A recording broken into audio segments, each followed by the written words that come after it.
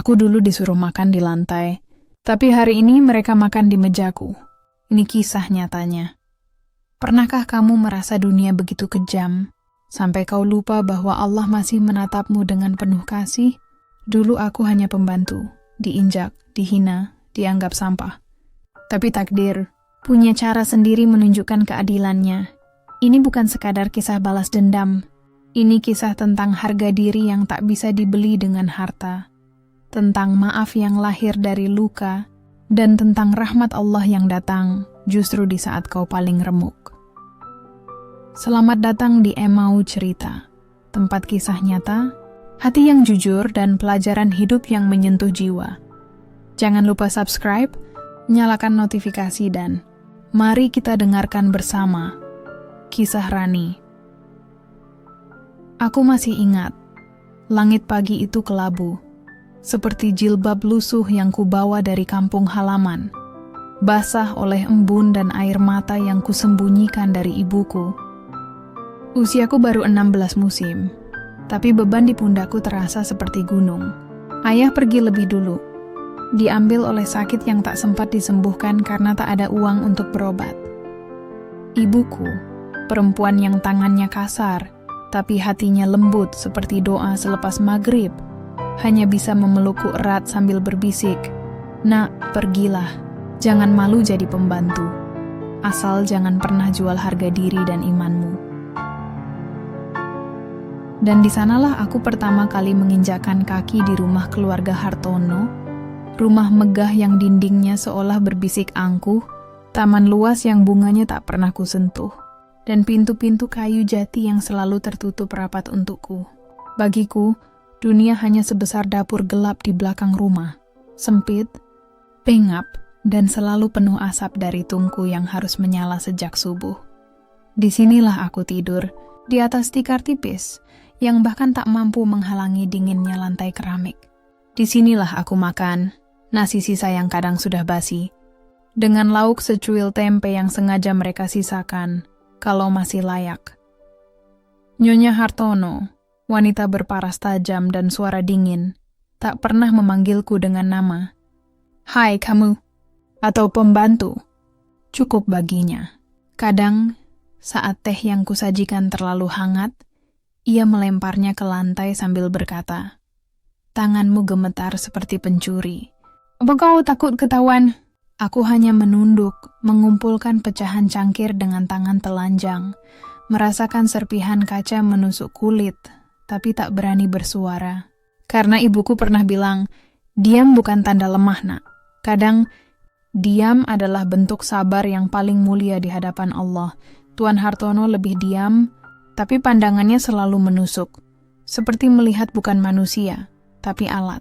Dan putri semata wayang mereka, gadis berusia 18 yang kulitnya seputih susu dan suaranya manja, suka bermain-main dengan harga diriku. Ia sering menyembunyikan jilbabku atau sengaja menumpahkan air ke bajuku lalu tertawa, "Kotoran harus dicuci, kan?" Aku hanya menarik napas dalam, lalu berwudu, bukan hanya untuk bersihkan tubuh, tapi juga hati yang mulai retak. Namun, di balik semua itu, Allah tak pernah membiarkanku sendiri. Aku ulangi berulang, sampai air mataku mengalir tanpa suara.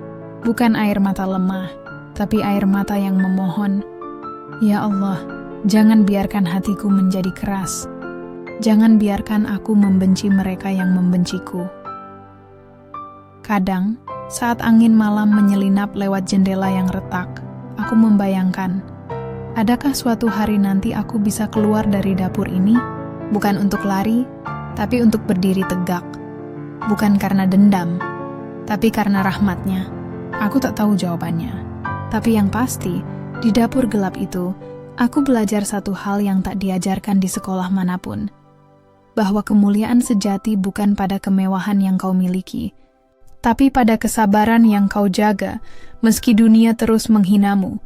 Dan di sanalah imanku tumbuh, bukan di atas karpet mewah, tapi di atas lantai yang dingin, di antara asap dan air mata, di balik tirai yang tak pernah kusibahkan pada siapapun. Karena waktu, sahabat, tak pernah berhenti berputar. dan takdir selalu punya caranya sendiri untuk menunjukkan keadilan. Ada yang bilang, air mata adalah bahasa hati yang tak mampu bersuara. Tapi bagiku, air mata adalah ujian. Uji apakah aku mampu menahannya demi menjaga harga diri, atau membiarkannya tumpah demi meredakan luka. Dan di rumah keluarga Hartono, aku memilih diam. Aku belajar menelan tangis seperti menelan racun yang harus kudiamkan agar tak meracuni jiwa. Setiap pagi, sebelum azan subuh menggema, aku sudah terjaga.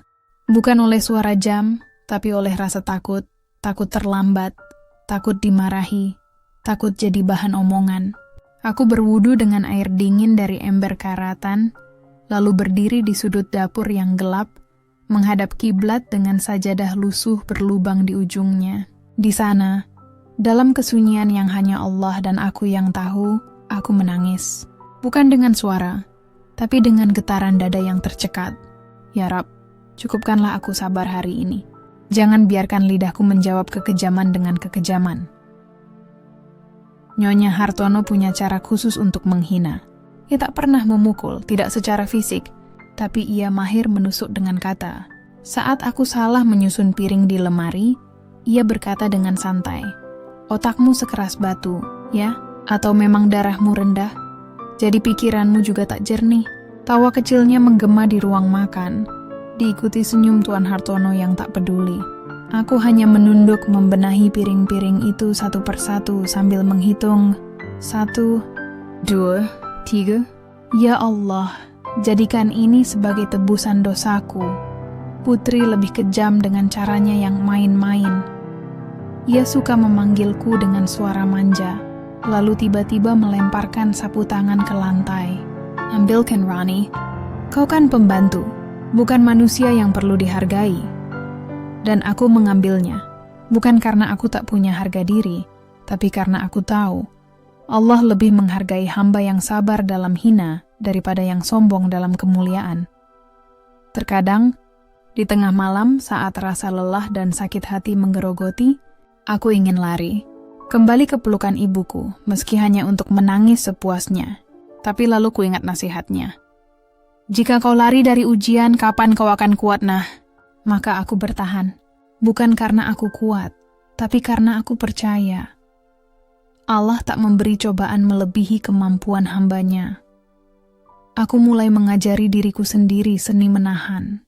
Menahan sakit, menahan marah, menahan rasa ingin balas dendam. Aku ganti semua itu dengan zikir. Setiap kali hinaan datang, aku bisikkan, "Hasbunallahu wa ni'mal wakil." Cukuplah Allah bagiku. Dan sungguh di balik setiap kata keji yang mereka ucapkan, Allah selalu menyisipkan rahmat-Nya. Kadang berupa senyum tetangga yang memberiku makanan, kadang berupa ayat Al-Quran yang tiba-tiba kuingat di tengah lelah, kadang hanya berupa angin sepoi yang menyentuh pipiku seperti pelukan dari langit. Aku tak pernah membiarkan air mata jatuh di depan mereka, karena aku tahu air mata yang jatuh di hadapan musuh bukan kelemahan, tapi kehormatan yang mereka ingin rampas. Dan aku tak akan biarkan itu terjadi. Air mataku hanya untuk Allah. Hanya di hadapannya aku menangis, memohon, dan berserah. Karena di sanalah air mata menjadi ibadah. Di sanalah luka menjadi ladang pahala. Dan di sanalah aku belajar bahwa wanita yang paling mulia bukan yang tak pernah jatuh, tapi yang jatuh lalu bangkit dengan hati yang tetap bersih. Manusia sering lupa bahwa kebaikan tak selalu meminta pengakuan. Bahkan, kebaikan sejati justru tumbuh di tempat yang paling gelap, tanpa saksi, tanpa pujian, hanya dilihat oleh Zat yang Maha Melihat. Dan di rumah Hartono, di tengah hujan hinaan yang tak kunjung reda, aku memilih menanam kebaikan, seperti menanam benih di tanah kering, tanpa tahu kapan akan tumbuh. Tapi tetap kukubur dengan harapan. Putri jatuh sakit di tengah malam. Demamnya tinggi, tubuhnya menggigil, dan suaranya parau memanggil ibunya yang sedang pergi keluar kota. Tuan Hartono, sibuk dengan telepon dan urusan kantor, hanya berkata dingin, "Rani, jaga dia. Jangan sampai mati." Kata-katanya menusuk, tapi aku tak peduli.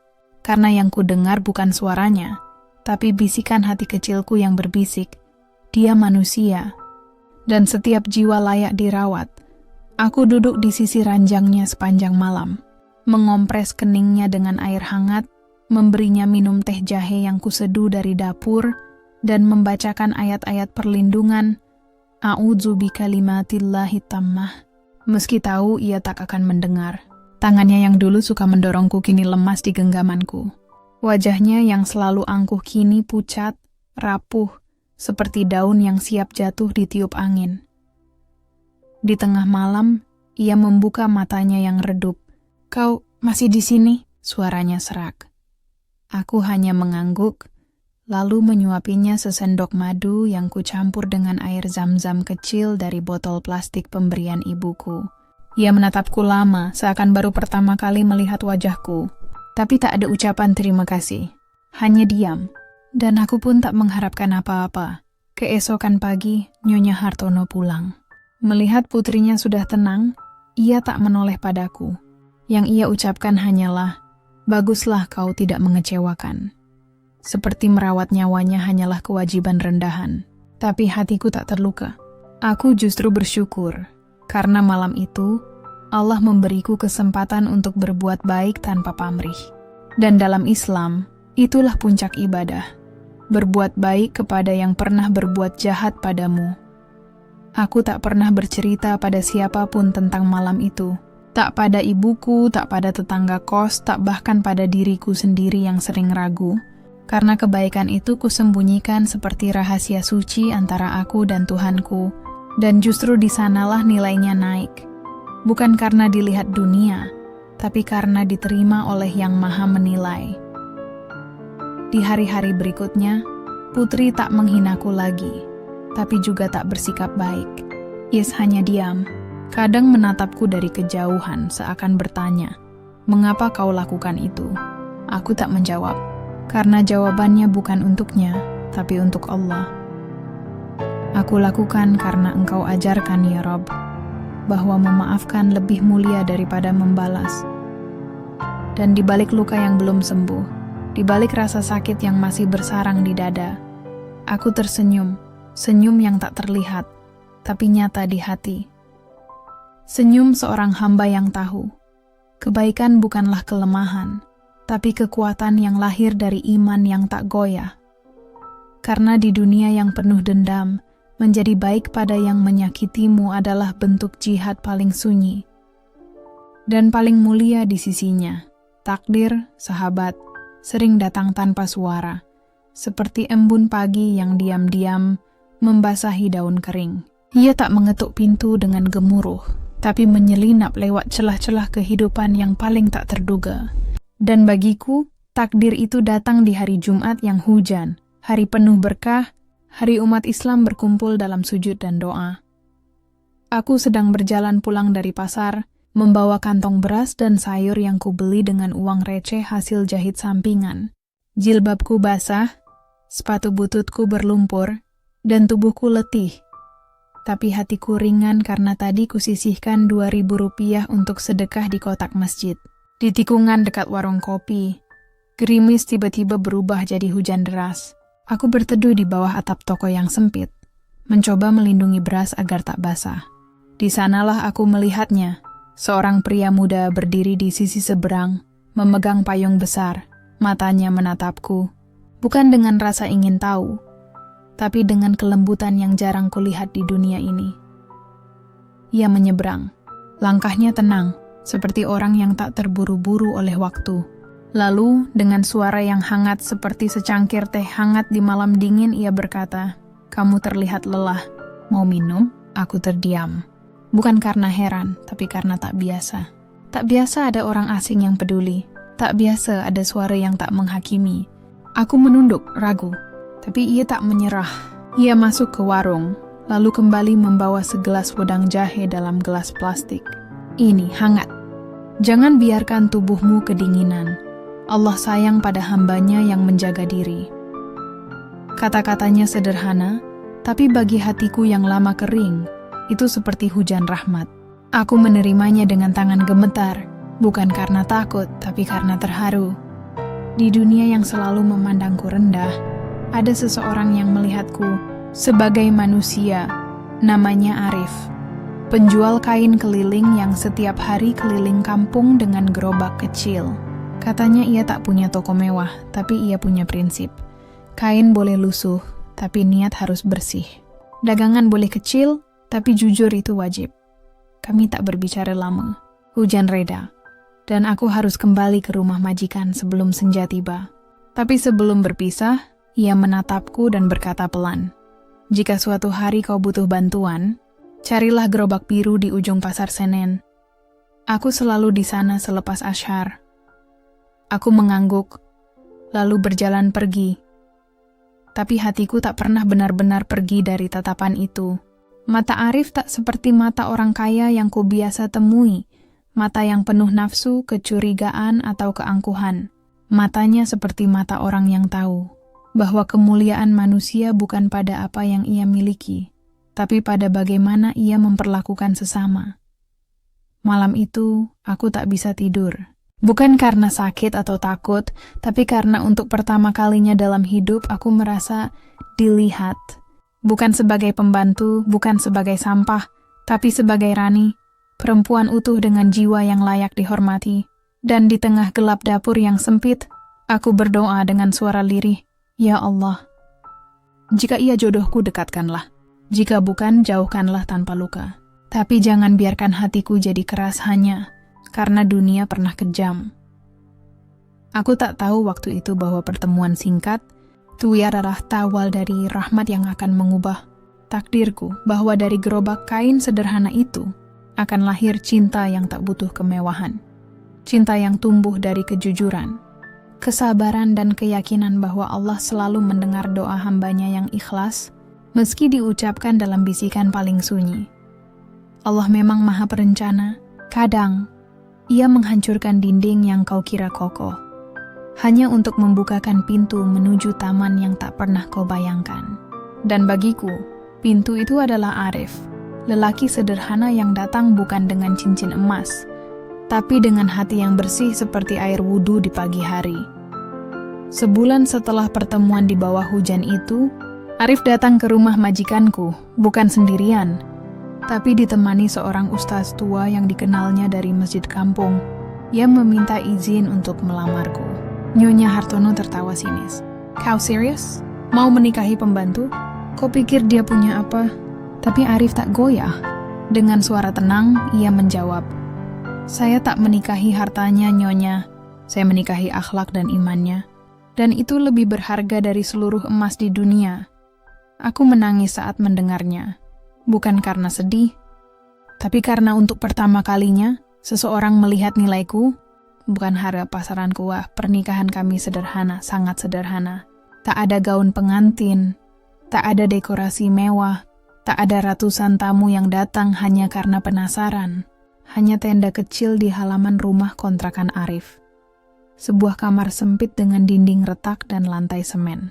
Tapi malam itu, langit terasa lebih rendah, bintang-bintang seolah turun menyaksikan akad kami. Maharnya, seperset alat sholat baru dan selembar sajadah berwarna hijau, warna surga katanya. Saat Arif mengucapkan qabiltu dengan suara yang bergetar, aku merasa seluruh beban masa laluku terangkat. Bukan karena aku kini milik seorang lelaki, tapi karena aku akhirnya diterima, utuh, dengan luka-luka, dengan masa lalu yang pahit, dengan tangan yang kasar dan jilbab yang lusuh. Dan di matanya, aku tak melihat belas kasihan. Aku melihat cinta yang tulus, yang lahir dari takwa. Malam pertama kami bukan tentang gairah, tapi tentang doa. Kami duduk berdampingan di atas tikar tipis, memegang Al-Quran kecil, lalu bersama-sama membaca surah Al-Fatihah dan Al-Ikhlas. Ya Allah, jadikan pernikahan ini rahmat bukan ujian.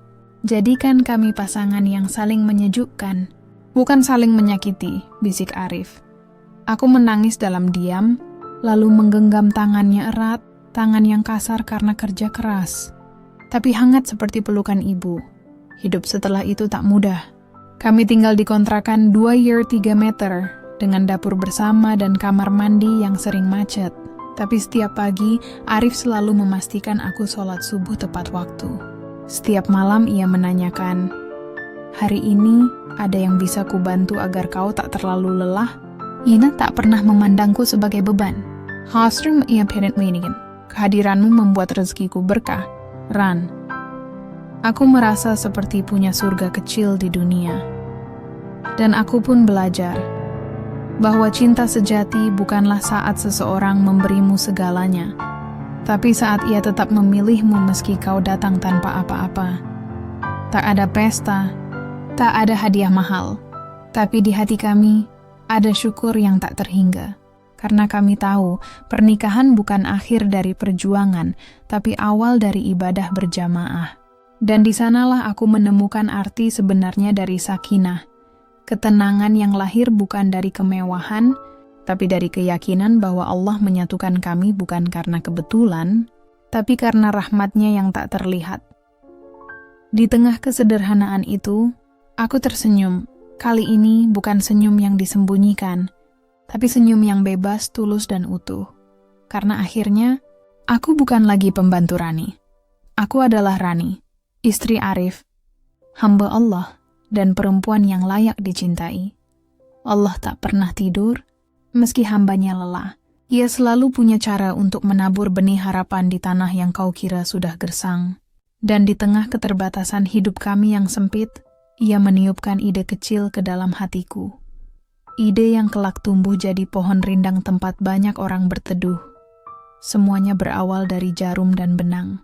Setiap malam, setelah sholat Isya dan sebelum tidur, aku menjahit baju untuk tetangga, baju anak sekolah, mukena untuk ibu-ibu majelis taklim, bahkan jilbab polos yang kumodifikasi dengan jahitan tangan.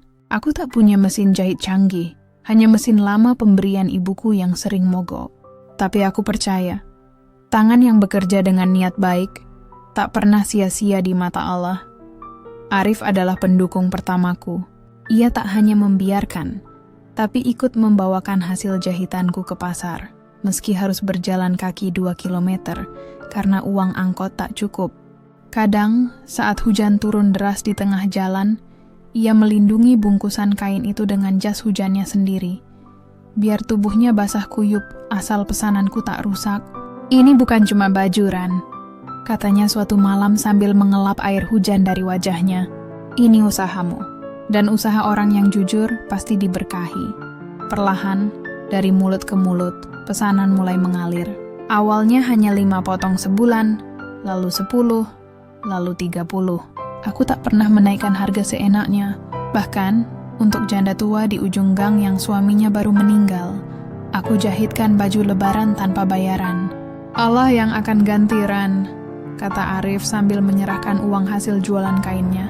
"Jangan takut miskin karena sedekah. Takutlah miskin karena kikir." Kami mulai menabung. Bukan di bank, tapi di celengan tanah berbentuk kaleng susu bekas. Setiap malam, setelah menghitung untung rugi di atas kertas bekas, kami sisihkan sebagian untuk sedekah pertama, baru sisanya untuk tabungan. "Rezeki itu seperti air," kata Arif suatu hari. "Kalau ditahan jadi kotor, tapi kalau dialirkan, jadi bersih dan membawa berkah." Dan benar saja, semakin kami berbagi, semakin rezeki mengalir. Seorang ibu pengajian suatu hari memberiku kain sisa pernikahan anaknya. "Buatlah jadi sesuatu yang indah," katanya. Dari kain itu, kujahit 5 jilbab dengan model sederhana tapi anggun. Aku jual di pasar dengan harga terjangkau. Ternyata laris. Bahkan, seorang penjual butik kecil menawar kerjasama. Tapi kami tak gegabah. Arif mengajakku duduk di malam Jumat, membuka Al-Quran, lalu berdoa. "Ya Allah, jika ini baik untuk kami, mudahkanlah. Jika ini membawa mudarat, tutuplah pintunya dengan cara yang paling indah." Lalu kami putuskan. Kami akan mulai usaha kecil, tapi dengan prinsip yang tak bisa ditawar. Halal, jujur, dan tak lupa sedekah. Tak ada gedung, tak ada karyawan. Hanya kami berdua, mesin jahit tua, dan doa yang tak pernah putus. Tapi di balik jahitan-jahitan itu ada mimpi. Mimpi untuk suatu hari bisa membantu orang lain seperti dulu aku ingin dibantu. Mimpi untuk punya tempat di mana perempuan tak dihina karena miskin, tapi dihargai karena usahanya.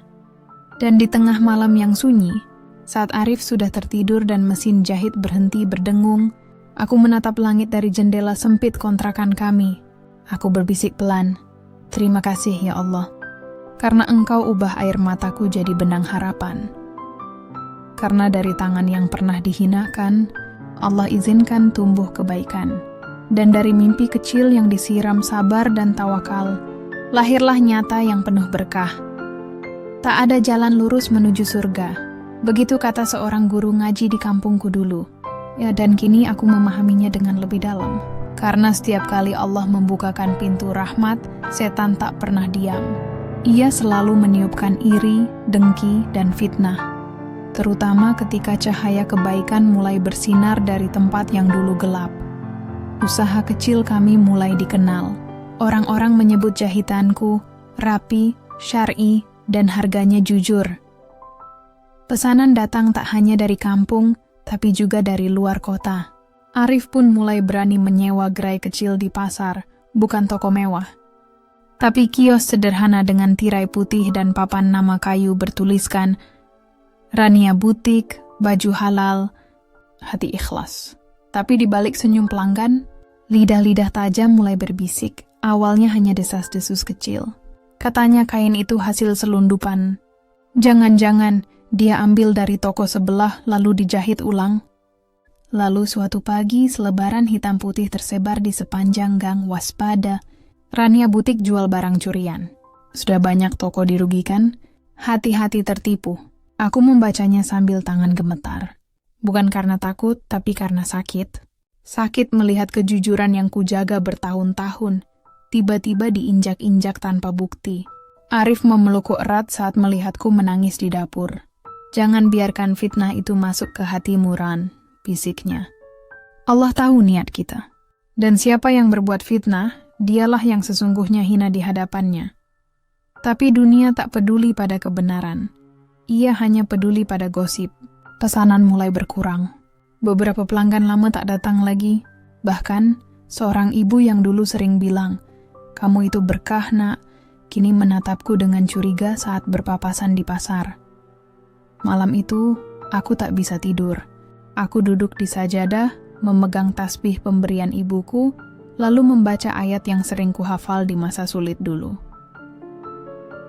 "Dan janganlah kamu ikuti apa yang kamu tidak mempunyai pengetahuan tentangnya. Sesungguhnya pendengaran, penglihatan, dan hati, semua itu akan diminta pertanggungjawaban." QS Al-Isra 36.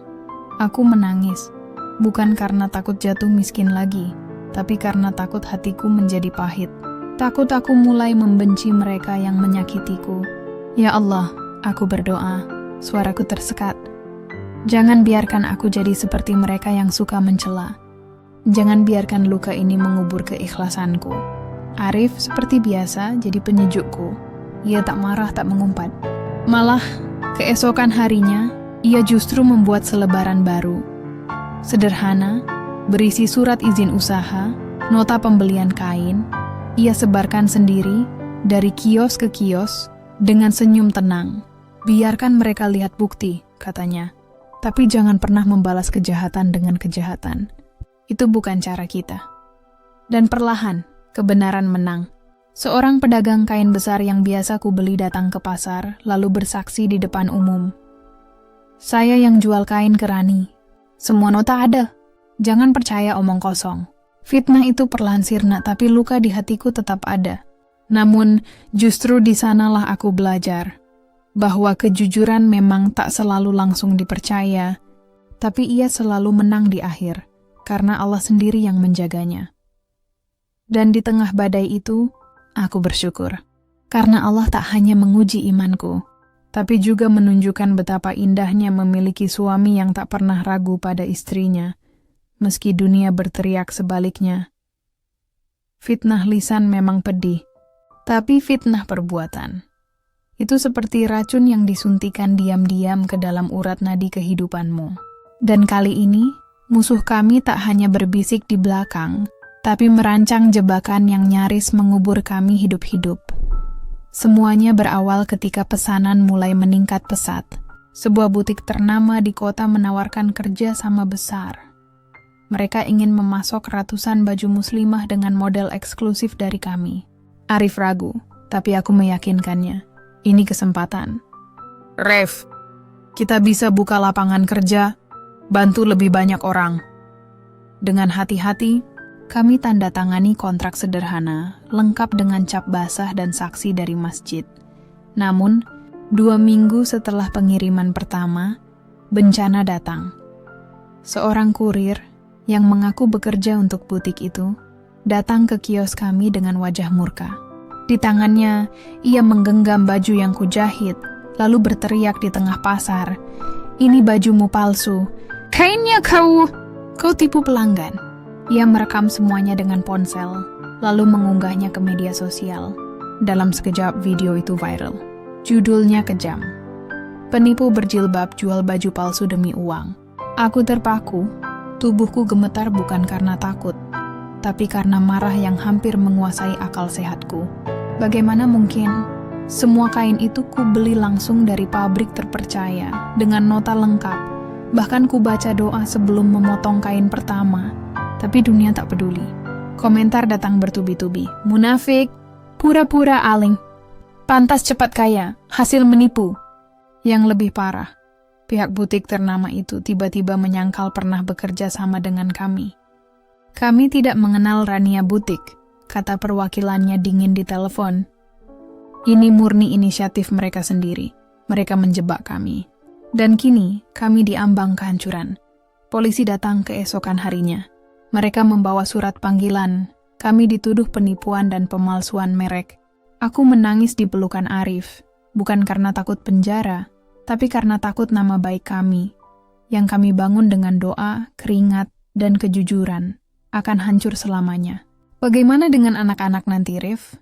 Bagaimana mereka menjelaskan ibunya pernah dianggap penipu? Arif diam sejenak. Matanya redup, tapi suaranya tenang seperti air wudhu. Allah tidak tidur, Ron. Jika kita benar, Dia pasti tunjukkan jalan. Dan benar, di tengah keputusasaan, Arif mengeluarkan sesuatu dari laci paling bawah lemari kayunya. Satu folder tebal berisi semua bukti, nota pembelian kain, foto proses jahit, rekaman suara percakapan dengan pihak butik, bahkan saksi dari penjahit yang membantu kami. Aku simpan ini sejak awal, katanya pelan. Karena aku percaya, kejujuran butuh saksi, dan Allah menyuruh kita jaga diri dengan bukti. Kami bawa semua itu ke kantor polisi. Penyidik terkejut. Ternyata kurir itu adalah mantan karyawan butik yang dipecat, dan butik itu sengaja menjebak kami agar tak jadi saingan. Semua terungkap. Tapi yang lebih mengharukan bukan kemenangan hukum, tapi sikap Arif setelahnya. Saat pihak butik meminta maaf dan menawarkan ganti rugi besar, Arif hanya berkata, "Kami maafkan, tapi jangan ulangi, karena Allah Maha Melihat." Malam itu, kami duduk berdua di teras rumah, menatap langit penuh bintang. Aku menangis, kali ini air mata lega. "Kenapa kau simpan semua bukti itu diam-diam?" tanyaku. Arif tersenyum. "Karena aku belajar dari ayahku. Jangan percaya pada lidah manusia, tapi percayalah pada Allah, dan jangan lupa siapkan saksi kebenaranmu." Di hari-hari berikutnya, kepercayaan pelanggan kembali mengalir, bahkan lebih kuat, karena mereka tahu, di balik jilbab ini, ada hati yang tak pernah goyah oleh tipu daya dunia. Dan aku pun belajar bahwa jebakan setan memang licik. Tapi hamba yang bertawakal dan tetap menjaga amanah akan selalu diberi jalan keluar, meski dari arah yang tak pernah disangka. Allah tidak memberi ujian tanpa hadiah. Dan setelah badai fitnah yang nyaris menenggelamkan kami, Ia membukakan pintu rezeki yang tak pernah kubayangkan. Pesanan kembali mengalir, bukan hanya dari dalam kota, tapi dari luar pulau. Orang-orang tak lagi memandang kami sebagai penjahit biasa, tapi sebagai simbol kejujuran di tengah dunia yang penuh kepalsuan. Dari tabungan kecil yang kami kumpulkan selama bertahun, dari sisa uang makan, dari hasil jualan kain Arif, Dari sedekah yang kami sisihkan terlebih dahulu, kami akhirnya mampu membeli sepetak tanah, bukan di pusat kota, tapi di pinggir kampung yang tenang, dekat masjid dan sungai kecil yang airnya jernih. Di sanalah kami membangun rumah, sederhana, berdinding putih, dengan teras luas tempat kami duduk berdua di malam hari. Rumah itu bukan istana, tak ada kolam renang, tak ada lampu kristal. Tapi di setiap sudutnya, ada doa yang kami tanam. Saat memasang tiang pertama, Arif mengganjalnya dengan Al-Quran kecil dan sebungkus garam. Agar rumah ini jadi tempat berkah, bukan tempat sombong, katanya. Saat mengecat dinding, aku campur cat putih itu dengan harapan. Ya Allah, jadikan rumah ini suci seperti warnanya. Jauhkan dari riya, jauhkan dari hasad, jauhkan dari lupa padamu. Ketika akhirnya kami menempati rumah itu, tak ada pesta, hanya kami berdua, duduk di lantai kayu yang masih berbau cat segar, lalu sholat syukur bersama. Aku menangis, bukan karena senang punya rumah, tapi karena teringat hari-hari di dapur gelap keluarga Hartono, di mana aku tidur di atas lantai keramik yang dingin, bertanya-tanya, apakah suatu hari aku punya tempat yang layak disebut rumah? Dan kini di rumah ini, aku belajar satu hal yang jauh lebih penting dari kemewahan. Rumah bukan diukur dari luasnya tanah, tapi dari sejuknya hati yang tinggal di dalamnya. Tapi Arif, suamiku yang selalu waspada terhadap ujian dalam bentuk apapun, tak pernah membiarkan kami tenggelam dalam kenyamanan.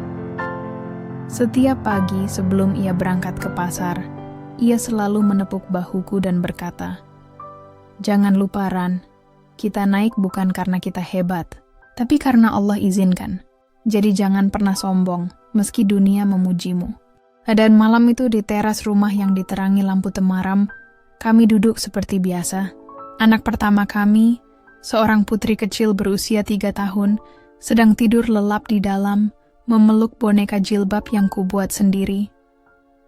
Arif menggenggam tanganku, lalu berbisik pelan. "Kita sudah punya rumah, Ran, tapi jangan lupa, rumah sejati itu di surga. Jadi jangan biarkan dunia ini membuat kita lupa pulang."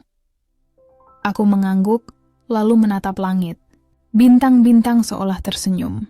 Di masa lalu, aku sering merasa terbuang, seperti daun kering yang diterbangkan angin. Tapi kini aku tahu, Allah tak pernah buang hamba-Nya. Ia hanya mengasah, agar ketika tiba waktunya bersinar, cahayanya tak redup oleh kesombongan. Kami tak pernah berhenti bersedekah. Bahkan kini, dari rumah baru ini, kami buka kelas menjahit gratis untuk remaja putri di kampung, khususnya mereka yang putus sekolah. Ajari mereka bukan hanya menjahit baju, kata Arif, tapi juga menjahit iman, dengan sabar, teliti, dan ikhlas. Dan setiap malam sebelum tidur, aku masih melakukan ritual yang sama sejak masa sulit dulu. Duduk di sajadah, membaca Al-Quran, lalu berdoa. Kini doaku berubah. Ya Allah, jangan biarkan rumah ini jadi penjara bagi kami. Jadikan ia tempat lahirnya kebaikan, bukan tempat matinya rasa syukur. Karena aku tahu, kemuliaan sejati bukan pada berapa banyak yang kita miliki, tapi pada seberapa besar kita masih mampu merasa cukup dan tetap bersujud dalam syukur. Allah Maha Pemberi rezeki, dan caranya selalu mengejutkan. Dari kios kecil di pasar, kini Rania Butik menjelma menjadi merek yang dikenal di banyak kota. Konsumen tak hanya memesan baju, tapi juga meminta kami mendesain seragam majelis taklim, mukena untuk pengajian nasional, bahkan koleksi eksklusif untuk acara pernikahan selebriti yang ingin tampil syar'i. Uang mengalir deras, tapi kami tak pernah membiarkannya mengalirkan kesombongan ke dalam hati kami. Arif selalu berkata, harta itu seperti air. Kalau ditampung dalam wadah yang rapuh, ia akan tumpah dan mengotori. Tapi kalau dialirkan pada saluran yang benar, ia jadi sumber kehidupan. Maka, kami tak pernah menimbun. Setiap rupiah yang masuk kami bagi 3. Sepertiga untuk usaha, sepertiga untuk kebutuhan keluarga, dan sepertiga yang paling utama untuk sedekah, zakat, dan membantu sesama. Aku masih mengenakan jilbab sederhana, tanpa merek, tanpa payet berlebihan. Kainnya dari bahan katun biasa, jahitannya rapi tapi tak mewah. Ketika seorang pelanggan bertanya, "Ibu pemilik butik ternama, kok pakai jilbab begini?" Aku hanya tersenyum. Karena jilbabku bukan untuk pamer tapi untuk taat. Dan Arif, ia tetap bangun sebelum subuh, sholat duha sebelum rapat besar, dan selalu menolak makan siang di restoran mahal. "Nasi bungkus dari warung langganan lebih nikmat, Ran," katanya sambil tertawa kecil. "Apalagi kalau dimakan sambil ingat, ini rezeki halal, jadi berkahnya nyata." Kami ajarkan pada anak-anak kami prinsip yang sama. Putri kecilku Zahra pernah meminta sepatu berkilau seperti milik temannya. Arif tak langsung menolak.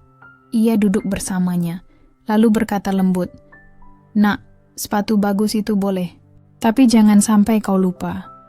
Kaki yang paling indah adalah yang melangkah ke masjid, bukan yang hanya berlari ke mall." Zahra mengangguk, lalu memilih sepatu polos berwarna putih. "Biarpun simple, tapi bisa aku pakai ke pengajian." Yah, tapi ujian dunia tak pernah benar-benar usai. Saat kami mulai membuka cabang dan merekrut puluhan penjahit, muncul bisikan lain. "Kau sudah sukses, Rani. Wajarlah hidup sedikit mewah. Belilah mobil baru, liburan ke luar negeri, biarkan orang tahu kau sudah naik derajat." Bahkan, seorang kerabat jauh datang dan berkata, "Kau dulu dibenci sebagai pembantu. Ini saatnya tunjukkan kau lebih hebat dari mereka semua." Aku terdiam. Lalu malam itu aku berdoa lebih lama dari biasanya. "Ya Allah, jangan biarkan aku terjebak dalam permainan dunia. Jangan biarkan aku ingin menunjukkan sesuatu. Karena Engkau tahu, aku tak perlu membuktikan apa-apa pada siapapun, kecuali padamu." Keesokan pagi, aku dan Arif pergi ke panti asuhan di pinggir kota. Kami bawa ratusan baju baru, semua hasil produksi terbaik kami, tapi tanpa label harga. Anak-anak itu memeluk baju-baju itu seperti memeluk harapan. Di mata mereka, aku melihat diriku dulu. Lapar akan kasih sayang, haus akan pengakuan. Dan di sanalah aku diingatkan. Kesuksesan bukan tentang seberapa tinggi kau naik, tapi seberapa banyak kau membawa orang lain naik bersamamu.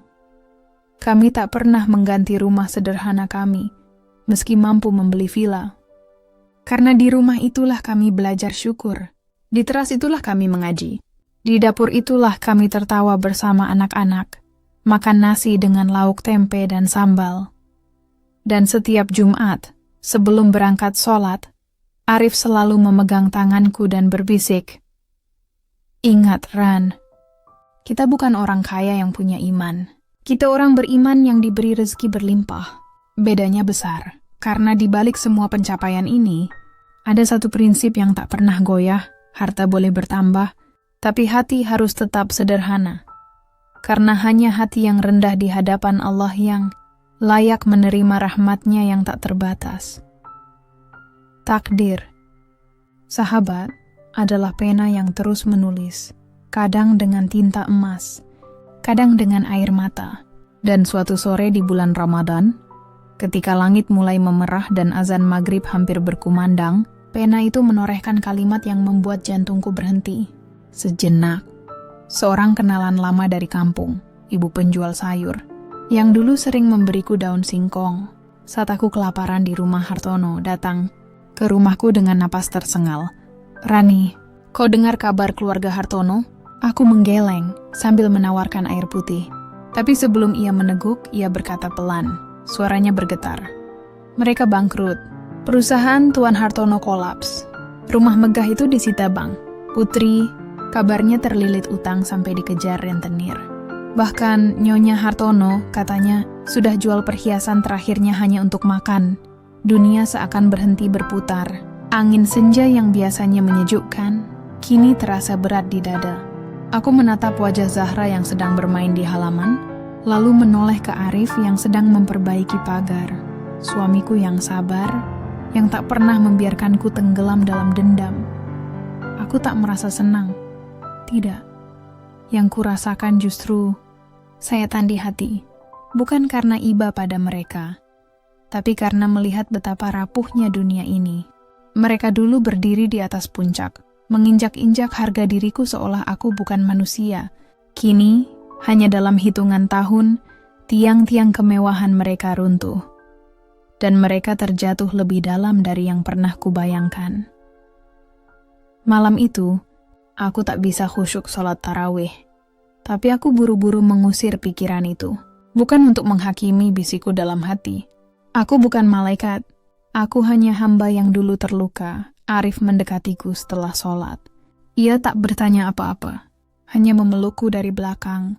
Lalu berbisik, Allah sedang menguji mereka. Dan sekarang dia mengujimu. Aku mengangguk. Ya, ini ujian bagiku. Ujian apakah aku masih menyimpan bara dendam di balik jilbabku yang kini bersih. Ujian apakah kesuksesanku hanya jadi alat balas dendam, atau justru jadi jembatan rahmat. Aku ingat wajah Nyonya Hartono yang dulu sombong, suaranya yang menusuk, tatapannya yang membuatku merasa seperti debu. Tapi kini, dalam bayanganku, wajah itu pucat, matanya cekung, tangannya yang dulu memakai cincin berlian kini mungkin gemetar memegang nasi bungkus. Dan di tengah gelisah itu, satu ayat menghampiriku seperti pelita.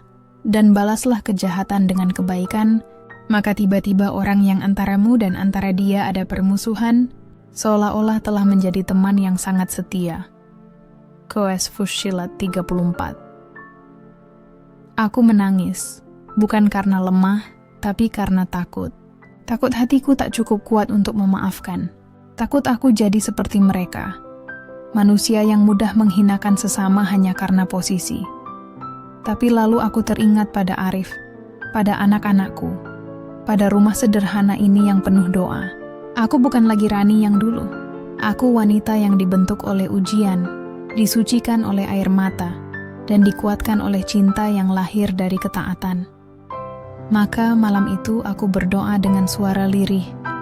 Ya Allah, jika mereka datang jangan biarkan aku sombong. Jika mereka membutuhkan jangan biarkan aku menutup pintu. Karena Engkau tahu, aku ingin jadi hamba yang Engkau cintai. Bukan hamba yang hanya ingin menang di dunia.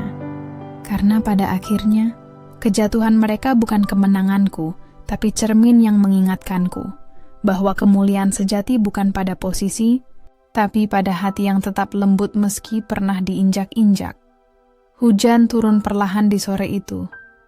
Gerimis tipis yang membawa aroma tanah basah dan daun kering. Aku sedang duduk di teras, mengajar Zahra membaca Al-Quran, ketika suara ketukan pelan mengganggu kesyahduan.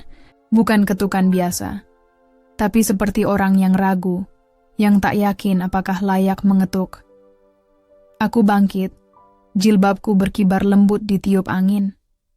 Di balik pintu gerbang besi yang sederhana, berdirilah tiga sosok yang dulu kubenci dalam diam, kudambakan keadilannya dalam doa, dan kini kuhadapi dengan hati yang bergetar. Nyonya Hartono, Tuan Hartono dan Putri, semuanya dalam pakaian lusuh, wajah pucat, dan mata yang penuh malu. Mereka tak mengenali rumah ini. Bagaimana mungkin? Dulu rumah megah ini adalah milik keluarga lain. Kini, atas izin Allah, menjadi milikku. Mereka hanya tahu ini rumah orang kaya yang tinggal di pinggir kampung, yang konon murah hati pada fakir miskin. Nyonya Hartono menunduk, suaranya serak dan bergetar seperti daun di musim gugur. Kami hanya minta sedikit bantuan. Kami tahu ini terlalu berani, tapi kami tak punya siapa lagi. Aku menatap mereka. Tak dengan dendam, tak dengan belas kasihan berlebihan, tapi dengan pandangan yang tenang. Di mata Nyonya Hartono, aku melihat bayangan wanita yang dulu memerintahku dengan suara dingin. Di mata Tuan Hartono, aku melihat keangkuhan yang kini runtuh menjadi kelelahan. Dan di mata Putri, gadis yang dulu menertawaiku karena jilbabku robek, kini ada rasa malu yang dalam, seperti anak yang tersesat dan ingin pulang.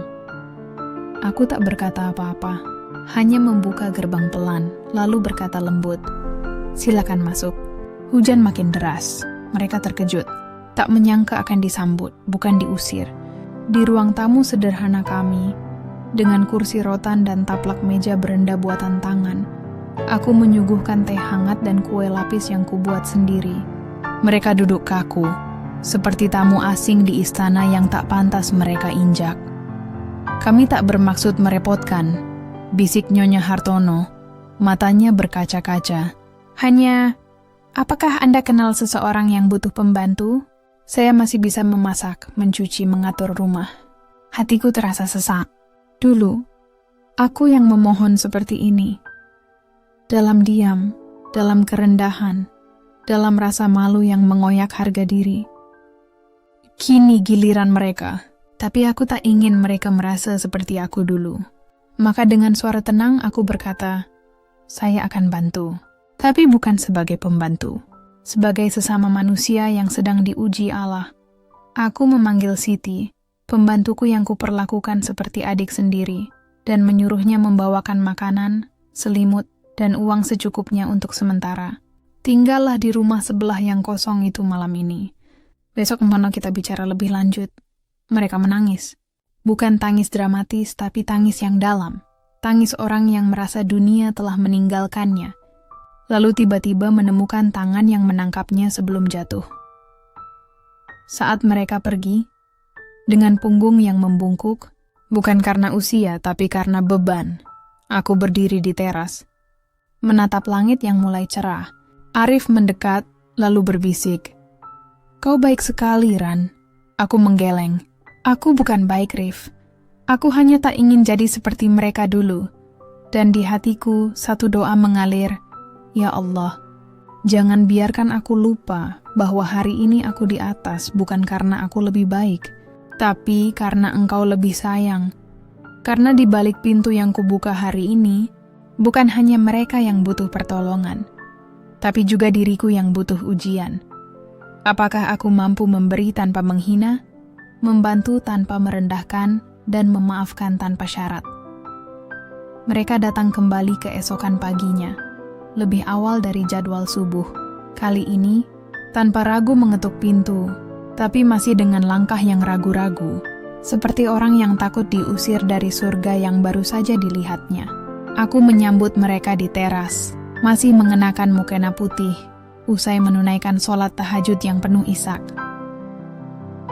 Nyonya Hartono membawa tas kecil, mungkin satu-satunya yang tersisa dari masa kejayaannya.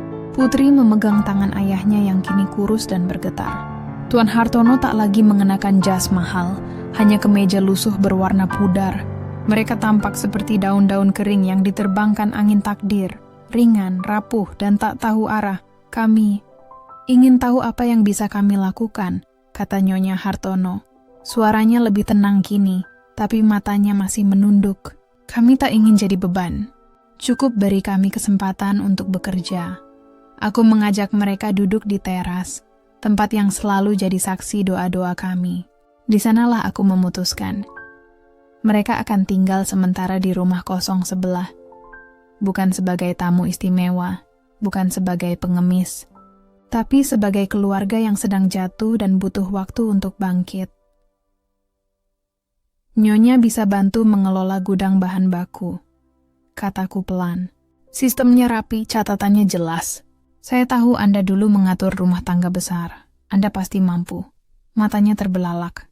Tak menyangka aku mempercayainya dengan tanggung jawab, bukan hanya memberi uang lalu mengusirnya pergi. Lalu Putri, aku menatap gadis itu, yang dulu suka menyembunyikan jilbabku, menertawakan bajuku yang lusuh, bahkan pernah berkata, "Kau memang pantas jadi pembantu." Kini, ia menatapku dengan mata yang redup, penuh penyesalan yang tak terucap.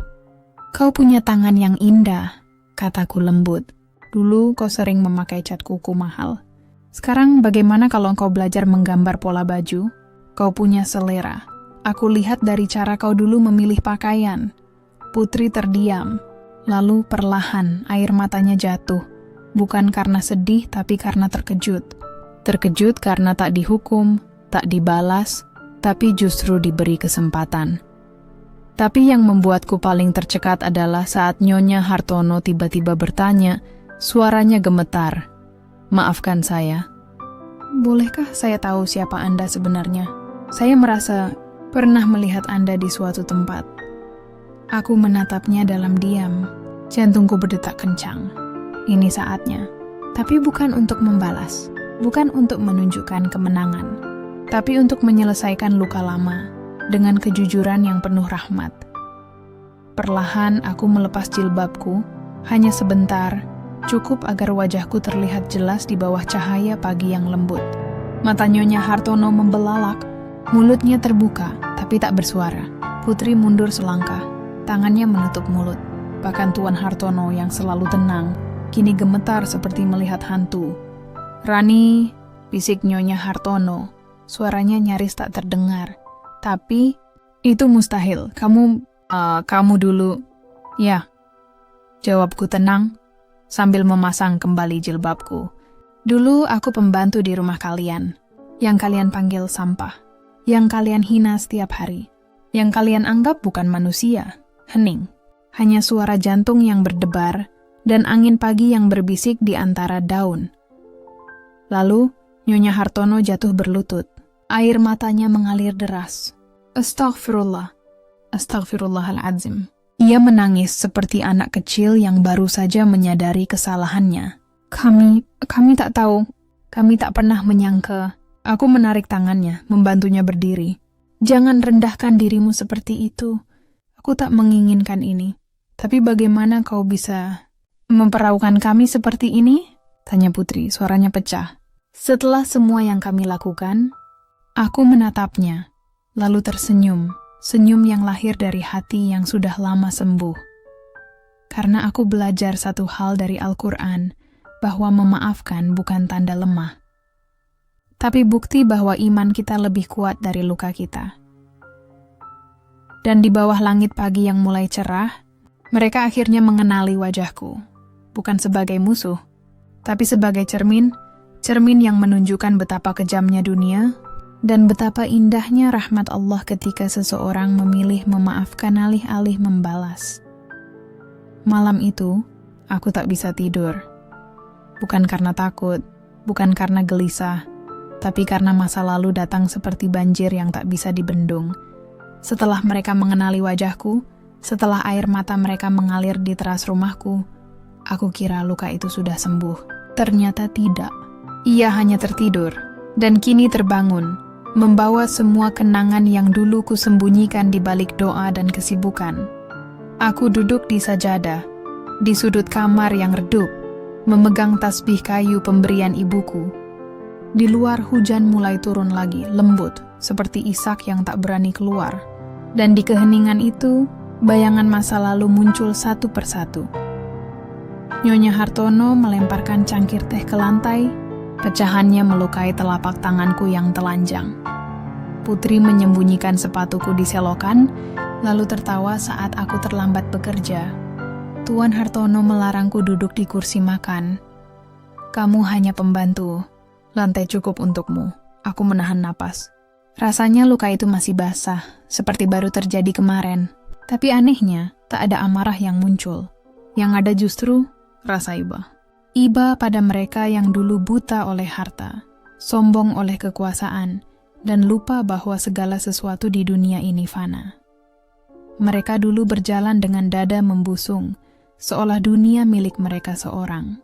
Kini, mereka merunduk, bukan karena dipaksa, tapi karena takdir yang mengingatkan. Kau hanyalah debu, dan debu tak pantas sombong. Arif masuk tanpa suara. Ia duduk di sampingku, lalu memegang tanganku yang dingin. Masih sakit? Tanyanya pelan. Aku menggeleng, lalu mengangguk. Bukan sakit, Rif, tapi sedih. Sedih melihat mereka jatuh begitu dalam. Sedih karena dulu aku begitu terluka, tapi sekarang aku ingin mereka bangkit. Ia tersenyum, lalu berbisik. Itu bukan kelemahan, Ran, itu akhlak.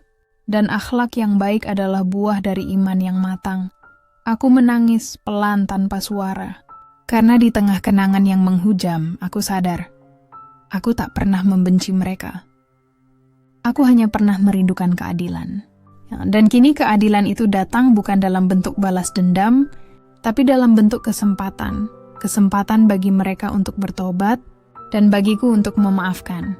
Aku berdoa, kali ini dengan suara yang bergetar. Ya Allah, jika dulu aku menangis karena dihina, maka malam ini aku menangis karena Engkau tunjukkan bahwa cobaan itu tak pernah sia-sia.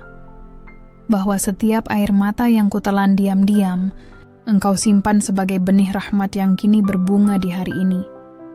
Dan di tengah hujan yang tak kunjung reda, aku memeluk diriku sendiri, bukan sebagai korban, tapi sebagai hamba yang akhirnya memahami bahwa luka terdalam sekalipun bisa jadi jalan menuju cahaya jika diserahkan padanya dengan ikhlas. Subuh, itu datang dengan sunyi yang menusuk sunyi. Yang biasanya ku sambut dengan ketenangan, kini terasa berat seperti beban yang tak terlihat. Aku duduk di sajadah lebih lama dari biasanya, memohon petunjuk.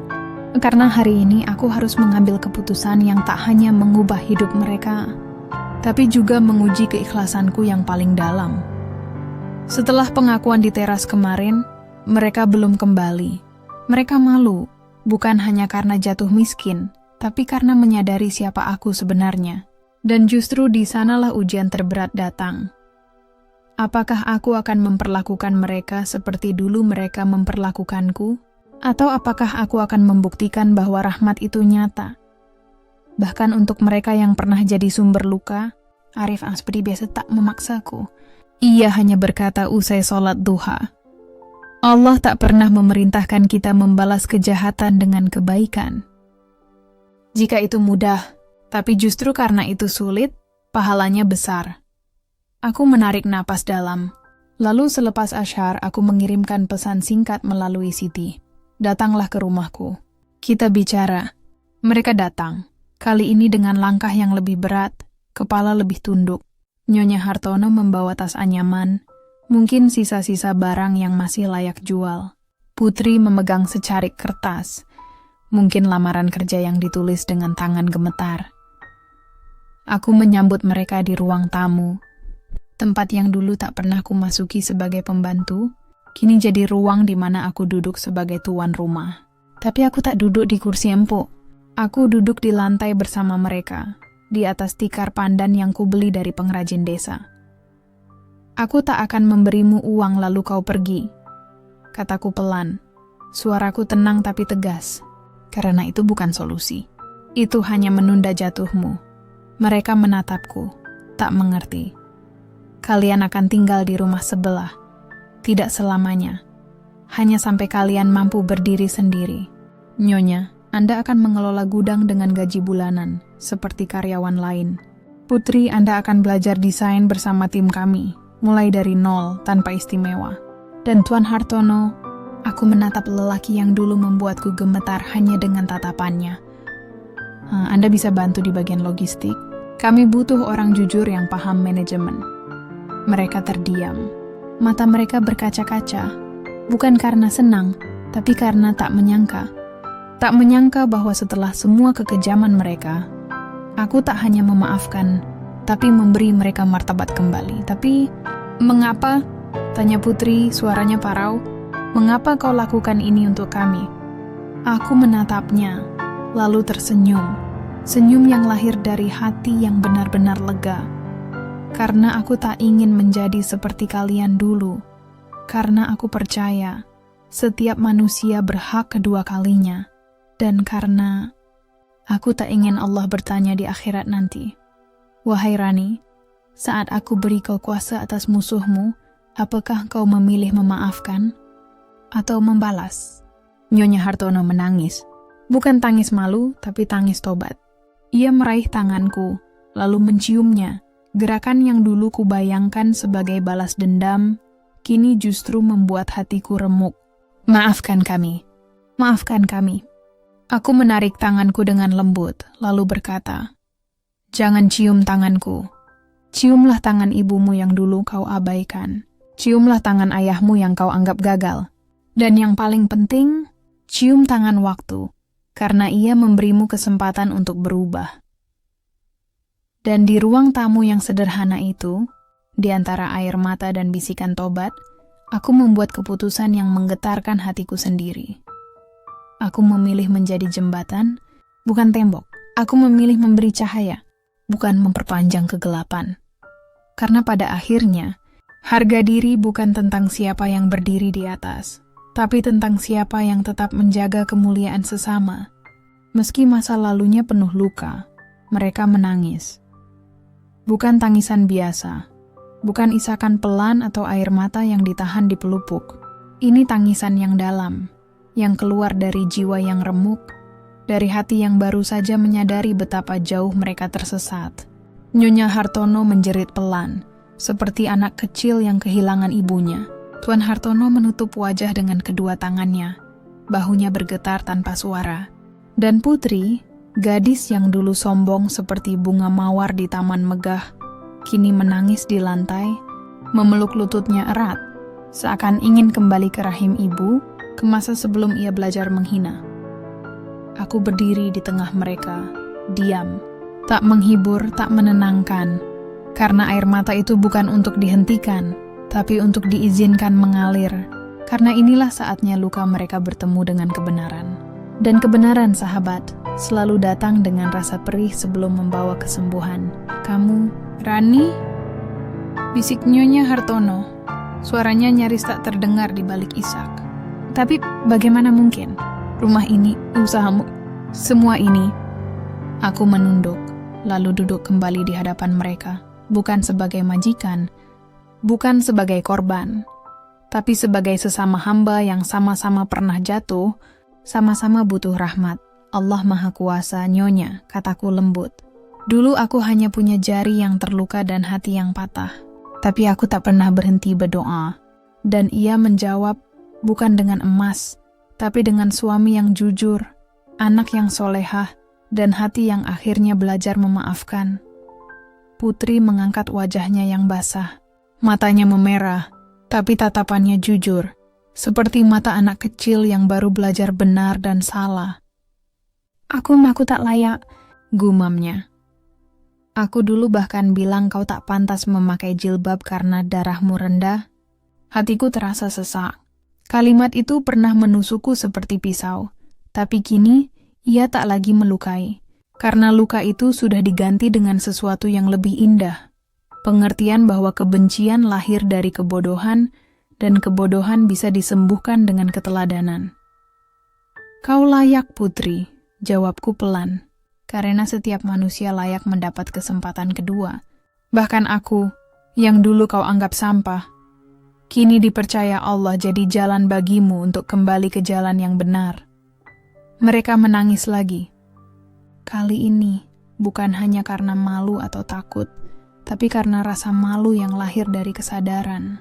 Mereka akhirnya melihat diri mereka sendiri. Bukan sebagai korban takdir, tapi sebagai pelaku yang pernah menyakiti tanpa alasan. Aku tak membiarkan mereka tenggelam dalam penyesalan. Perlahan, aku berdiri, lalu mengulurkan tangan. Seperti yang dulu kuharap seseorang lakukan padaku. Bangunlah, jangan jatuh 2 kali di lubang yang sama. Kali ini berjalanlah dengan rendah hati, karena di sanalah kau akan menemukan harga diri yang sesungguhnya. Nyonya Hartono menggenggam tanganku erat. Tangannya yang dulu memakai cincin berlian kini kasar, berkerut, tapi hangat. Kami tak akan mengecewakanmu, janjinya, suaranya penuh tekad. Aku mengangguk, bukan karena percaya pada janji mereka, tapi karena percaya pada Allah yang mampu mengubah hati yang paling keras sekalipun. Dan di ruang tamu yang sederhana itu, di antara air mata yang tak bisa dibohongi, aku menyaksikan keajaiban yang lebih indah dari kemewahan. Manusia yang jatuh, lalu dipungut oleh rahmat. Bukan karena layak, tapi karena Allah Maha Pengampun. Karena pada akhirnya, air mata bukan tanda kelemahan, tapi bukti bahwa hati masih hidup, masih mampu menyesal, dan masih percaya pada kebaikan. Mereka mulai bekerja seminggu kemudian, bukan dengan gelar, bukan dengan perlakuan khusus, tapi sebagai bagian dari tim yang sama seperti yang lain. Nyonya Hartono datang lebih awal setiap pagi. Rambutnya disanggul rapi, bajunya sederhana. Tangannya yang dulu hanya memegang cangkir kristal kini sibuk menghitung gulungan kain. dan mencatat stok di buku besar. Tak ada yang tahu siapa dia dulu, dan aku sengaja meminta agar tak ada yang memberitahu. Karena harga diri bukan tentang masa lalu, tapi tentang usaha hari ini, Putri lebih sulit. Ia canggung di antara penjahit muda yang riang, takut bicara, takut salah. Tapi perlahan ia belajar. Awalnya hanya membantu melipat kain, lalu menggambar pola sederhana, hingga akhirnya, dengan bimbingan tim desain, ia mulai menciptakan model jilbab yang anggun namun syar'i. Aku tak pernah memujinya berlebihan.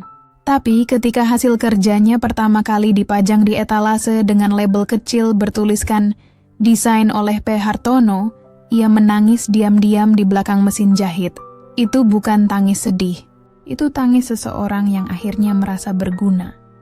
Bukan karena nama keluarganya, tapi karena karyanya. Aku tak memberi mereka uang lalu biarkan mereka pergi. Aku tak memberi mereka gelar lalu biarkan mereka sombong lagi. Aku memberi mereka pekerjaan. Bukan sebagai belas kasihan, tapi sebagai penghormatan. Karena dalam Islam, bekerja dengan tangan sendiri adalah ibadah. Dan siapapun yang mau bekerja, layak dihormati, meski dulu ia pernah menghina orang yang bekerja. Suatu sore, Nyonya Hartono datang menemuiku di kantor kecilku. Ia membawa laporan gudang yang rapi, lalu berkata dengan suara yang tenang namun mantap, "Terima kasih. Tidak hanya karena Anda memberi kami pekerjaan, tapi karena Anda tak membiarkan kami jadi pengemis." Aku menatapnya. Wanita yang dulu membuatku gemetar hanya dengan tatapan dinginnya, kini matanya jernih, seperti orang yang baru saja lepas dari belenggu kesombongan. "Kalian bukan pengemis," jawabku lembut. "Kalian manusia yang sedang jatuh. Dan setiap jatuh, pasti ada tangan yang siap menolong, jika hati kita tidak keras." Ia mengangguk, lalu berbisik, "Dulu, aku pikir harga diri itu diukur dari seberapa tinggi rumah kita, seberapa mahal perhiasan kita. Tapi kini aku tahu, harga diri sejati adalah ketika kita berani mengakui kesalahan, lalu bekerja keras memperbaikinya." Aku tersenyum. Di dalam hati, aku bersyukur. Bukan karena mereka berubah, tapi karena Allah memberiku kesempatan untuk tidak menjadi seperti mereka dulu. Aku tak membalas kejahatan dengan kejahatan. Aku tak memperlakukan mereka seperti sampah. Aku justru mengingatkan mereka, kau masih manusia. Dan manusia layak diberi kesempatan. Arif suatu malam berkata kepadaku, "Kau tak hanya menyelamatkan mereka, Ran. Kau juga membersihkan jiwamu sendiri. Karena dendam itu racun. Dan kau memilih membuangnya, bukan meminumnya." Dan di tengah malam yang sunyi, saat semua orang tertidur, aku berdoa, "Ya Allah, jangan biarkan aku sombong karena mampu memaafkan. Jangan biarkan aku merasa suci karena memberi. Karena pada akhirnya, aku hanya hamba yang Engkau izinkan jadi saluran rahmat-Mu, bukan pemilik rahmat itu sendiri." Karena harga diri yang sesungguhnya bukan diukur dari seberapa tinggi kau berdiri di atas orang lain, tapi dari seberapa dalam kau mampu merunduk untuk mengangkat mereka yang jatuh. Tanpa pernah merasa lebih baik, tak ada kebaikan yang tumbuh tanpa ujian. Seperti pohon yang diterpa angin kencang sebelum berbuah, begitu pula rahmat yang kuberikan pada keluarga Hartono. Ia pun diuji, bukan oleh mereka, tapi oleh lidah-lidah yang tak pernah puas melihat kebaikan bersinar. Kabar tentang kebaikanku menyebar, tapi bukan dalam bentuk pujian, melainkan bisikan miring yang menyelinap lewat grup WhatsApp, warung kopi, bahkan mimbar pengajian kecil. "Rani itu munafik," kata seseorang. "Dia hanya pamer belas kasih. Keluarga Hartono pasti dapat bagian besar dari keuntungan. Itu akal-akalan biar usahanya makin laris." Awalnya aku tak peduli. Aku percaya, kebenaran tak butuh pembelaan. Allah yang akan menjaganya. Tapi lama-kelamaan fitnah itu mulai menjalar. Pelanggan mulai ragu. Bahkan seorang ibu yang dulu sering bilang, "Bajumu berkah, nak," kini menatapku dengan sebelah mata saat berpapasan di pasar. Yang paling menyakitkan bukan tuduhannya, tapi niat baikku yang dikotori. Aku memberi bukan untuk dipuji, tapi disangka cari sensasi. Aku memaafkan bukan untuk dipamerkan, tapi disebut lemah dan naif. Aku membuka pintu bagi yang jatuh, tapi dikatakan sedang membangun citra. Malam itu aku duduk di teras, menatap bulan yang redup di balik awan. Arif duduk di sampingku diam. Ia tahu aku sedang berperang, bukan dengan musuh di luar, tapi dengan rasa kecewa yang mulai merayap di hati. Apa salahku, Rif? Bisikku, suaraku bergetar. Aku hanya ingin meneladani Rasulullah yang memaafkan bahkan musuhnya. Tapi kenapa dunia malah menghakimiku? Arif menggenggam tanganku hangat dan tenang seperti selalu. Karena dunia tak mengenal akhlak Ran. Dunia hanya mengenal kepentingan. Tapi ingat, kita tak hidup untuk dunia. Kita hidup untuk Rabb yang maha melihat niat. Aku menunduk. Di dalam hati ingin aku tahu ya benar. Tapi tetap saja, sakit rasanya ketika keikhlasan disalahpahami. Keesokan harinya, seorang pemuda datang ke butikku, bukan untuk membeli, tapi membawa kamera. Saya dari media online. Boleh wawancara tentang kebaikanmu pada keluarga Hartono? Publik penasaran, apakah ini murni atau ada motif bisnis? Aku menatapnya lama. Lalu dengan suara yang tenang tapi tegas, aku berkata, "Maaf, saya tak akan wawancara. Kebaikan yang tulus tak perlu dipamerkan. Dan jika kau ingin tahu kebenaran, tanyakan pada Allah, karena hanya Dia yang tahu isi hatiku." Beberapa hari kemudian, Nyonya Hartono datang padaku, matanya cemas. Kami dengar desas-desus itu. Jika keberadaan kami merusak nama baikmu, kami siap pergi. Aku menatapnya, lalu tersenyum lembut. Jangan pergi, karena jika aku menyerah pada fitnah berarti aku kalah. Bukan oleh mereka yang bicara, tapi oleh keraguan dalam diriku sendiri. Dan di tengah badai fitnah itu, aku memilih diam. Bukan karena takut, tapi karena keikhlasan sejati tak butuh saksi selain Allah. Aku terus bekerja, terus memberi, terus memperlakukan mereka seperti karyawan lain. Karena aku tahu, rezeki yang halal tak perlu dibelah, Allah yang akan membela. Dan di malam-malam sunyi, aku kembali pada doa yang sama. Ya Allah, jika ini ujian, kuatkan hatiku. Jika ini cobaan, jangan biarkan aku jadi pahit. Karena aku ingin mati dalam keadaan ikhlas, meski dunia menuduhku munafik. Sebab pada akhirnya, yang paling menyakitkan bukanlah kebencian yang terang-terangan, tapi kebaikan yang disalahpahami. Namun justru di sanalah iman diuji, apakah kau tetap berbuat baik? Meski tak ada yang mempercayaimu, subuh itu datang lebih sunyi dari biasanya, seperti langit sedang menahan napas menunggu sesuatu yang sakral. Aku baru saja selesai sholat tahajud, jilbab masih menutupi wajahku yang basah oleh air wudhu dan air mata doa, ketika suara langkah kaki pelan terdengar di teras. Aku menoleh. Di sana, berdiri putri, tak lagi memakai gaun mewah atau parfum mahal, tapi jilbab sederhana berwarna abu-abu. Matanya merah, tangannya menggenggam secangkir teh hangat yang ia bawa dari dapur. Ia ragu-ragu sejenak, lalu masuk perlahan, seperti takut mengganggu kesucian ruang itu. Saya, boleh duduk sebentar? Bisiknya. Aku mengangguk, lalu menepuk tikar di sampingku. Ia duduk, menunduk, tangannya gemetar memegang cangkir.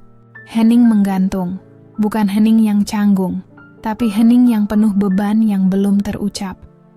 Lalu, tiba-tiba, ia meletakkan cangkir itu, lalu berlutut di hadapanku.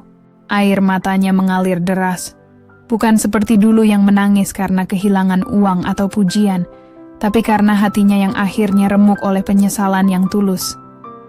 Saya minta maaf.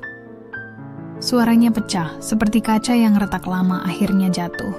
Tidak hanya untuk hari ini, tapi untuk semua hari itu. Untuk setiap kata keji, setiap tawa sinis, setiap kali saya membuatmu merasa bukan siapa-siapa. Aku menatapnya, gadis yang dulu membuatku merasa seperti debu di bawah sepatunya, kini bersujud dalam malu di hadapanku. Hatiku bergetar, Bukan karena dendam yang kembali, tapi karena kasih sayang yang tak kusangka-sangka muncul. Perlahan, aku menarik tangannya, meminta ia duduk kembali. Bangunlah putri, aku sudah lama memaafkanmu. Tapi, bagaimana kau bisa? Ia menatapku, matanya penuh keheranan. Aku bahkan tak berhak meminta maaf. Aku menyakitimu tanpa alasan, hanya karena aku merasa lebih tinggi. Aku tersenyum, senyum yang lahir dari kedalaman jiwa yang telah lama sembuh.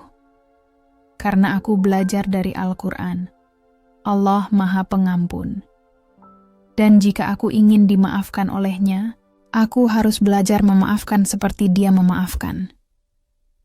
Ia menangis lagi. Kali ini lebih dalam, lebih jujur. Aku dulu buta, Rani. Aku pikir kekayaan adalah segalanya. Tapi ketika semuanya hilang, aku baru sadar. Yang paling mahal bukan emas, tapi akhlak. Dan aku kehilangan itu lebih dulu. Aku menggenggam tangannya. Kau belum kehilangan semuanya. Kau masih punya waktu, masih punya kesempatan. Dan yang paling penting, kau punya hati yang mau menyesal. Itu lebih berharga dari seluruh harta yang pernah kau miliki. Ia mengangguk, lalu berbisik, aku ingin berubah, bukan karena takut miskin, tapi karena takut kepada Allah. Di saat itulah aku tahu, maaf yang sejati bukan hanya diucapkan, tapi dihidupi. Dan putri di subuh yang sunyi itu bukan hanya meminta maaf, ia memulai hidup barunya. Aku menariknya pelan ke dalam pelukan. Pelukan yang dulu kuharap dari ibuku saat dihina, kini kuberikan pada musuhku yang bertobat. Aku terima maafmu, putri, bukan karena aku hebat, tapi karena aku ingin menjadi hamba yang layak mendapat rahmatnya. Dan di bawah langit yang mulai memerah oleh fajar, dua perempuan yang dulu terpisah oleh dinding kebencian, kini duduk berdampingan, bukan sebagai mantan majikan dan pembantu, tapi sebagai sesama hamba yang sama-sama belajar jatuh, lalu bangkit dengan hati yang bersih, karena pada akhirnya, maaf bukanlah akhir dari luka, tapi awal dari penyembuhan, yang utuh dan yang paling indah dari semua. Maaf yang datang dari hati yang patah adalah bukti nyata bahwa rahmat Allah masih mengalir, bahkan di tempat yang paling kering. Waktu berjalan seperti sungai tenang, tak pernah berhenti, dan selalu membawa sesuatu pergi, lalu menggantinya dengan yang baru. Kini, 2 tahun telah berlalu sejak keluarga Hartono mengetuk pintu rumahku dengan wajah penuh malu dan tangan kosong. Mereka sudah pergi, tidak karena diusir, tapi karena akhirnya mampu berdiri sendiri. Nyonya Hartono membuka usaha kecil catering syar'i bersama teman-teman majelis taklimnya. Putri, dengan bakat yang kini diasah dengan rendah hati, menjadi desainer muda yang karyanya dipakai di acara pengajian nasional. Bahkan Tuan Hartono kini aktif di yayasan sosial, membantu usaha mikro di kampung-kampung. Mereka tak lagi tinggal di rumah sebelah, tapi hubungan kami tak putus. Setiap Jumat, Putri masih datang membawa kue buatanku. Kue yang dulu aku buat untuknya saat demam, kini ia balas dengan tangan yang sama-sama pernah gemetar. Tapi kini penuh syukur, aku tak pernah menyesali masa laluku. Tak pernah mengutuk hari-hari di dapur gelap itu, karena di sanalah aku belajar bahwa kemuliaan bukan diukur dari seberapa tinggi dunia memandangmu, tapi dari seberapa dalam kau tetap menjaga hati ketika dunia merendahkanmu. Arif sering berkata, sambil menatap kebun kecil di belakang rumah kami yang penuh bunga melati. Kau lihat, Ran? Bunga itu tumbuh indah bukan karena tanahnya mewah, tapi karena akarnya kuat, meski dulu tumbuh di tanah yang keras. Dan aku tahu, ia benar. Aku adalah bunga itu, tumbuh dari tanah luka, disiram air mata, tapi tetap mekar dengan harum, karena akar imanku tak pernah patah.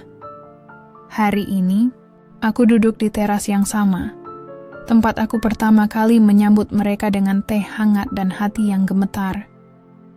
Zahra, putriku yang kini berusia 5 tahun, sedang bermain di halaman, mengenakan jilbab kecil yang dijahitnya sendiri. Ia tertawa riang, tak tahu bahwa ibunya pernah menangis di tempat ini karena dihina hanya karena jilbabnya lusuh. Aku menatap langit, Matahari sore menyapu wajahku dengan lembut, seperti pelukan dari waktu yang akhirnya berpihak pada kebaikan. Dan di sanalah aku memahami satu kebenaran, yang utuh takdir memang berputar, tapi hati yang tulus tak pernah berubah arah. Aku tak bangga, karena kini hidupku berkecukupan. Aku tak sombong karena rumahku megah. Aku hanya bersyukur, karena Allah memberiku kesempatan untuk membuktikan bahwa cinta, maaf, dan kebaikan itu nyata, bahkan untuk mereka yang pernah jadi sumber luka. Aku tak pernah menjual harga diriku. Aku tak pernah membalas kejahatan dengan kejahatan. Aku hanya memilih jalan yang diajarkan Rasulullah. Jalan sabar, jalan memaafkan, jalan yang tak pernah menghinakan sesama, meski dulu dihinakan. Allah membukakan jalan, bukan hanya dari kemiskinan menuju kecukupan, tapi dari kebencian menuju cinta, dari luka menuju penyembuhan, dari dendam menuju rahmat. Keluarga Hartono kini bukan musuh, bukan korban, bukan bahkan sekadar kenangan. Mereka adalah cermin yang mengingatkanku setiap hari. Jangan sombong ketika kau di atas. Jangan putus asa ketika kau di bawah. Karena hidup ini ujian, dan kemenangan sejati adalah ketika kau tetap manusia. Meski dunia mencoba menjadikanmu batu. Aku menutup mata, menghirup wangi melati yang tumbuh liar di sudut taman. Dan dalam hati, aku berbisik, terima kasih ya Allah, karena Engkau ubah air mataku jadi benih. Dan dari benih itu, lahir taman tempat banyak hati menemukan kedamaian.